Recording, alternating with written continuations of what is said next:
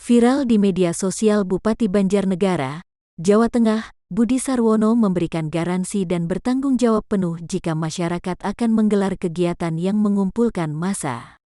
Dia hanya berpesan kepada masyarakat untuk tetap patuh terhadap protokol kesehatan. Saya berpesan kepada masyarakat, Pak Bupati bertanggung jawab sepenuhnya untuk kegiatan pengajian, olahraga, kesenian monggo jalan terus. Tapi jangan lupa, protokol kesehatan harus dilaksanakan, jangan sampai tidak, ungkap Budi. Dia menyayangkan adanya tindakan represif dari aparat kepolisian dalam penertiban kegiatan kesenian kuda lumping di Desa Limbangan, Kecamatan Madukara, baru-baru ini. Menurut dia, aparat seharusnya mengutamakan pendekatan persuasif saat penegakan protokol kesehatan. Tindakan represif, kata Budi, tidak akan membuat warga tertib namun malah justru memicu resistensi.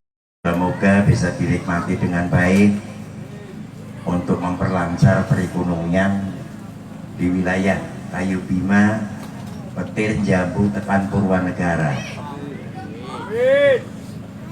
Saya berpesan kepada masyarakat, Pak Bupati bertanggung jawab sepenuhnya untuk kegiatan pengajian, kegiatan olahraga, kesenian, impik, monggo jalan terus. Tapi aja kelalen, protokol kesehatan harus dijaga.